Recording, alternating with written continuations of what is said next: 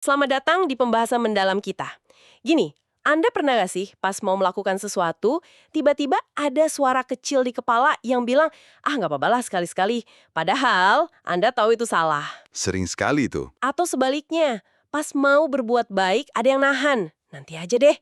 Nah, menurut sumber-sumber yang kita pegang ini, Al-Quran itu bukan sekedar dilema psikologis biasa. Betul, itu kayak gema dari sebuah permusuhan yang abadi, yang sudah dideklarasikan sejak awal. Oke, mari kita bedah ini. Misi kita hari ini adalah memahami musuh yang dinyatakan ini, syaitan. Kita akan lihat langsung dari sumbernya. Siapa dia sebenarnya? Gimana cara kerjanya? Apa tujuannya? Dan yang paling penting nih, gimana kita dibekali untuk menghadapinya? Tepat sekali. Yang menarik di sini kan gimana sumber-sumber ini nggak menggambarkan syaitan sebagai kekuatan jahat yang abstrak gitu. Bukan kayak konsep jahat biasa ya? Bukan.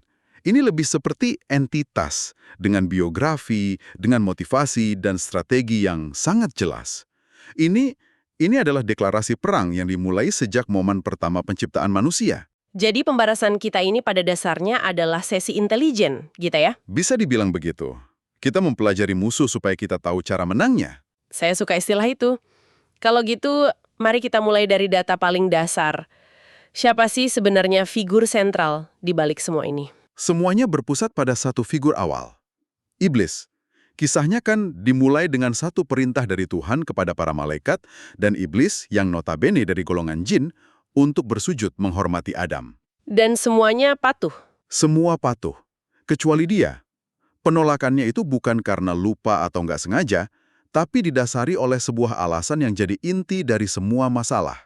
Dan alasan itu kalau kita lihat dari kutipan sumbernya, kedengarannya sangat personal. Sangat personal. Di surah Al-A'raf ayat 12, dialognya terekam jelas. Saat ditanya, apa yang menghalangimu bersujud? Iblis menjawab, aku lebih baik daripadanya. Engkau ciptakan aku dari api, sedangkan dia engkau ciptakan dari tanah. Nah, persis. Ini bukan sekedar sombong biasa kan? Ini adalah kesombongan yang didasari oleh, rasisme primordial. Wah, istilah yang menarik. Rasisme primordial. Iya, sebuah arogansi berbasis materi penciptaan. Aku dari api yang superior, dia dari tanah yang inferior. Keyakinan inilah yang jadi bahan bakar dari seluruh misinya melawan manusia. Dan sejak saat itulah permusuhan dinyatakan secara terbuka. Betul. Seperti di surah Toha, ayat 117. Tuhan berfirman langsung ke Adam, "Wahai Adam, sungguh ini, iblis, musuh bagimu dan bagi istrimu." Jadi ini bukan permusuhan yang muncul karena salah paham ya? Tapi sebuah deklarasi formal. Tapi tunggu sebentar. Apa setan dan iblis itu sama saja? Atau ada bedanya? Nah, ini poin yang penting banget. Iblis itu nama individunya, sang prototipe pembangkang. Tapi setan itu lebih kayak jabatan atau sifat. Oh, sebuah jabatan. Betul. Ini merujuk pada setiap makhluk yang durhaka dan mengajak pada keburukan, entah itu dari golongan jin atau bahkan manusia. Sumber ini eksplisit sekali soal ini. Tunggu, setan dari golongan manusia? Maksudnya gimana tuh? Benar. Di surah Al-An'am ayat 112 dijelaskan. Dan demikianlah, untuk setiap nabi kami menjadikan musuh yang terdiri dari setan-setan dari jenis manusia dan dari jenis jin. Wow. Dan di ayat itu ada frasa kunci. Sebagian mereka membisikkan kepada sebagian yang lain perkataan-perkataan yang indah sebagai tipuan. Jadi ini bukan cuma soal bisikan gaib di dalam hati ya? Tepat. Wah, oke. Ini jadi memperluas medan perangnya dong. Artinya, serangan bisa datang dari komentar negatif di media sosial, dari teman yang ngajak berbuat buruk dengan argumen yang kedengarannya keren. Atau dari ideologi yang kelihatannya indah tapi sebenarnya merusak. Bukan cuma musuh yang nggak kelihatan. Bener juga. Makanya seruannya begitu tegas di surah Fatir ayat 6. Sungguh, setan itu musuh bagimu, maka perlakukanlah ia sebagai musuh. Ini perintah untuk waspada 360 derajat, baik ke dalam maupun keluar. Baik, identitasnya sudah jelas. Musuh yang punya sejarah, motivasi, dan bisa berwujud dalam berbagai bentuk. Ini secara alami membawa kita ke pertanyaan berikutnya. Kalau dia musuh, gimana cara dia bertarung? Apa isi kotak peralatannya? Berdasarkan sumber-sumber ini ya, modus operandinya itu sangat konsisten dan canggih secara psikologis. Canggih ya. Canggih. Dia jarang banget pakai paksaan. Senjata utamanya itu jauh lebih halus. Yang pertama dan paling dasar itu, disebut waswasah, yaitu bisikan keraguan. Was-wasah. Ini kayak notifikasi negatif yang muncul terus-menerus di ponsel pikiran kita gitu ya. Kamu nggak cukup baik. Atau, coba aja nggak ada yang lihat kok. Itu terlalu susah buatmu. Analogi yang pas banget. Dan tujuannya adalah mengeklik notifikasi itu, bukan mengabaikannya. Taktik ini udah dia pakai sejak awal ke Adam. Bener juga. Dia nggak bilang, makan buah ini, tapi dia membisikkannya dengan narasi yang menggoda. Di surat Taha, ayat 120, dia bilang, "Wahai Adam, maukah aku tunjukkan kepadamu pohon keabadian dan kerajaan yang tidak akan binasa?" Dia menjual racun dengan kemasan impian. Persis, menjual impian. Nah, ini nyambung ke taktik kedua yang sering muncul, yaitu gurur atau janji palsu dan tipu daya. Gurur. Betul. Kalau kita bedah, gurur ini adalah cetak biru dari semua skema penipuan modern loh. Contohnya? Mulai dari skema cepat kaya, sampai iklan yang menjual standar kecantikan yang mustahil. Formulanya sama persis seperti yang digambarkan di surah An-Nisa ayat 120. Dikatakan bahwa setan itu memberikan janji-janji kepada mereka dan membangkitkan angan-angan kosong. Janji-janji dan angan-angan kosong? Dan diakhiri dengan kalimat penutup yang telak, padahal setan itu hanya menjanjikan tipuan belaka kepada mereka. Dia itu seorang ilusionis ulung. Oke, jadi ada bisikan keraguan, ada janji-janji palsu, apalagi? Karena serangannya terasa lebih dari sekedar individu kan? Benar. Taktik ketiganya lebih makro, yaitu memecah belah dan menimbulkan permusuhan antar manusia. Oh, jadi nggak cuma nyerang personal. Enggak.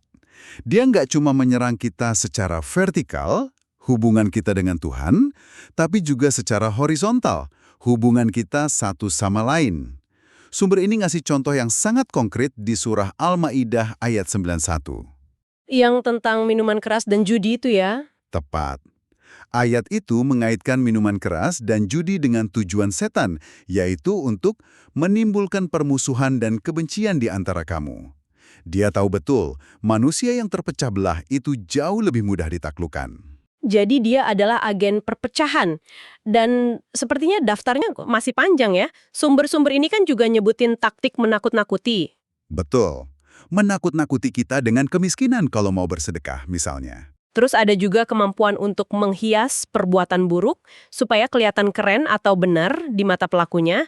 Serangannya benar-benar sistematis. Sangat sistematis. Dan semua taktik ini, bisikan, ilusi, perpecahan, menakut-nakuti, kalau ditarik benang merahnya, akan bermuara pada beberapa tujuan akhir yang sangat spesifik. Ini bukan serangan acak.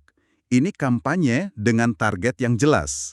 Target yang pernah ia sumpahkan sendiri kan? Benar, yang pernah ia sumpahkan sendiri. Apa saja target utamanya itu? Yang pertama dan paling utama adalah menyesatkan sebanyak mungkin manusia untuk jadi temannya. Untuk menemaninya. Ini bukan tentang balas dendam ke Tuhan, karena dia tahu dia nggak bisa.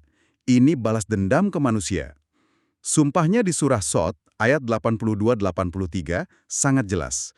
Demi kekuasaanmu, aku akan menyesatkan mereka semuanya. Ini adalah misi rekrutmen massal. Tapi di ayat itu ada pengecualiannya kan? Kecuali hamba-hambamu yang terpilih. Tepat. Dan ini penting. Dia sendiri mengakui ada segolongan orang yang nggak bisa dia tembus. Nanti kita bahas siapa mereka. Tapi targetnya adalah mayoritas. Oke. Tujuan kedua yang sangat terkait adalah menjadikan manusia tidak bersyukur. Kenapa tidak bersyukur jadi target spesifik? Gini, dalam sumpahnya yang lain di surah Al-A'raf, setelah merinci akan menyerang dari segala penjuru, dia nutup dengan kalimat, "Dan engkau tidak akan mendapati kebanyakan mereka bersyukur." Karena ketidakbersyukuran itu pintu gerbang utama keburukan lain. Orang yang nggak bersyukur akan mudah iri, serakah, cemas, selalu ngeluh, hatinya nggak pernah tenang. Dari situ, gampang banget buat bisikan lain masuk dan mengendalikan. Dan puncak dari semua ini, tujuan akhirnya apa? Tujuan akhirnya, yang membawa pengikutnya ke tujuan yang sama dengannya, neraka. Ini bukan sekedar bikin manusia tergelincir di dunia, tapi untuk kerugian abadi. Surah Fatir ayat 6 menyatakannya tanpa basa-basi. Sesungguhnya setan itu hanya mengajak golongannya agar mereka menjadi penghuni neraka yang menyala-nyala. Jadi pertarungannya dalam pertarungan ini ultimate ya? Ultimate. Oke, nah bagian ini yang menurut saya paling memberdayakan. Setelah kita dipaparkan dengan semua identitas dan taktik canggih musuh ini, kesannya bisa jadi sedikit suram kan? Bisa jadi. Tapi ternyata narasinya berbalik 180 derajat. Sumber-sumber ini justru menegaskan kalau kekuatan musuh ini sangat rapuh. Ada semacam kriptonitnya gitu ya. Benar sekali. Ini paradoks yang indah loh. Di satu sisi, dia diberi kemampuan luar biasa. Dia nggak terlihat seperti yang disebut di surah Al-A'raf ayat 27. Itu memberinya keuntungan taktis. Dia bisa lihat kita nggak bisa lihat dia. Sebuah keuntungan besar. Tapi di sisi lain, kekuasaannya itu sangat bersyarat dan rapuh. Sumber-sumber ini ngasih kita manual pertahanan yang sangat praktis dan efektif. Mari kita buka manualnya. Apa strategi pertahanan pertama dan paling fundamental? Yang paling dasar, langkah 0 adalah isti'adzah, memohon perlindungan. Isti'adzah. Itu bukan sekadar ucapan a'udzubillah aja kan? Jauh lebih dari itu. Ini adalah sebuah tindakan kesadaran. Pertama, Anda mengakui ada musuh. Kedua, Anda mengakui keterbatasan diri Anda untuk melawannya sendirian.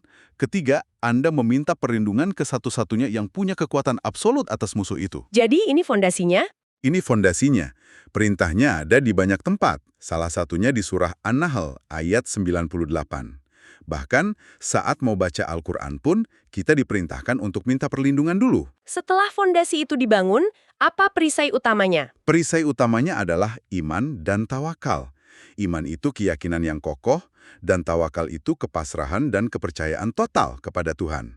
Kombinasi ini menciptakan benteng yang nggak bisa ditembus. Nggak bisa ditembus. Betul.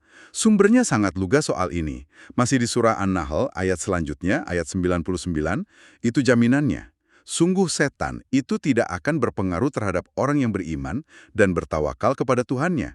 Serangannya mental, nggak sampai. Jadi kalau isti'adzah itu tindakan meminta bantuan, iman dan tawakal itu kondisi hati yang bikin kita kebal. Lalu ada nggak strategi yang lebih aktif untuk melawan serangannya saat datang? Ada. Kombinasi maut berikutnya adalah kesabaran dan ketakwaan, atau takwa. Takwa. Takwa ini bisa kita artikan sebagai kesadaran penuh akan Tuhan yang bikin kita selalu waspada dan hati-hati. Kayak sistem alarm internal. Sistem alarm saya suka itu. Ketika bisikan was-wasa datang, alarm takwa berbunyi. Nah, kesabaran adalah tindakan disiplin untuk nggak bereaksi impulsif terhadap alarm itu, tapi berpikir jernih dan menolak ajakan tersebut. Janjinya ada di surah Ali Imran ayat 120. Jika kamu bersabar dan bertakwa, tipu daya mereka tidak akan membahayakanmu sedikit pun. Tipu dayanya jadi netral. Netral, nggak berpengaruh. Ini menarik, jadi kita punya pertahanan berlapis ya. Minta perlindungan, bangun perisai iman, dan sistem alarm takwa yang direspon dengan kesabaran. Ada lagi? Ada satu lagi yang sifatnya proaktif, yaitu menjauhi langkah-langkahnya. Maksudnya, setelah kita tahu polanya dari sesi intelijen kita tadi, memecah belah, janji palsu, bikin ragu, kita bisa secara sadar menghindar dari situasi atau alur pemikiran yang menuju ke sana. Perintahnya sangat jelas di surah An-Nur ayat 21. Wahai orang-orang yang beriman, janganlah kamu mengikuti langkah-langkah setan. Jadi ini bukan tentang nunggu diserang lalu bertahan, tapi tentang nggak masuk ke wilayahnya dari awal. Tepat sekali. Dan ini membawa kita pada kesimpulan tentang kekuatannya kan? Siapa sebenarnya yang bisa dia pengaruhi? Nah, ini poin kuncinya. Poin kuncinya di sini. Kekuatan setan hanya efektif bagi mereka yang memilih untuk memberinya kuasa. Mereka yang secara sadar atau tidak sadar menjadikannya pemimpin atau sekutu. Ayat 100 dari surah An-Nahl melengkapi gambaran ini dengan sempurna. Pengaruhnya hanyalah terhadap orang yang menjadikannya sebagai pemimpin. Jadi kekuatannya itu bersyarat ya? Sangat bersyarat. Dia nggak punya otoritas atas orang yang nggak memberinya otoritas. Jadi kalau kita rangkum semua ini, gambaran yang muncul sangat jelas dan sebenarnya sangat memberdayakan ya. Ada musuhnya nyata, dengan deklarasi perang terbuka. Dia punya taktik canggih secara psikologis, bisikan ilusi perpecahan. Tujuannya pun jelas, mau menjerumuskan manusia. Benar. Tapi narasi ini ternyata bukan untuk bikin kita takut. Justru sebaliknya, kita diberi kesadaran untuk ngenalin musuh. Kita diberi iman sebagai perisai yang nggak tertembus. Kita diberi doa sebagai senjata untuk minta bantuan. Dan yang terpenting, kita diberi kebebasan untuk nggak memberinya kuasa atas diri kita. Pertarungan ini, menurut sumber-sumber ini, adalah pertarungan yang dirancang untuk kita menangkan. Anda merangkumnya dengan sangat baik. Dan ini mengangkat satu pemikiran penutup yang penting. Apa itu? Tadi kita sempat bahas dari surah Al-An'am bahwa setan bisa dari golongan manusia dan jin yang saling membisikkan perkataan-perkataan indah sebagai tipuan. Benar. Ini berarti medan perangnya nggak selalu di dalam kepala kita. Seringkali medan perangnya ada di ruang rapat, di lini masa media sosial kita, atau di meja makan. Jadi ini menjadi tantangan untuk kita bawa pulang ya. Betul. Coba deh Anda renungkan. Dalam interaksi Anda sehari-hari, gimana kita bisa lebih peka untuk membedakan mana perkataan yang tulus membangun dan mana perkataan indah yang sebenarnya adalah tipuan. Perkataan yang kelihatannya bagus Padahal, mungkin perkataan itu terdengar logis, memotivasi, atau bahkan edgy dan keren. Tapi kalau kita telusuri akarnya, tujuannya untuk menimbulkan kesombongan, memecah belah persahabatan, atau bikin kita nggak bersyukur. Mampukah kita mendeteksi jejak musuh ini dalam percakapan sehari-hari? Sebuah pertanyaan yang sangat relevan untuk direnungkan. Terima kasih telah melakukan pendalaman yang mencerahkan ini bersama kami.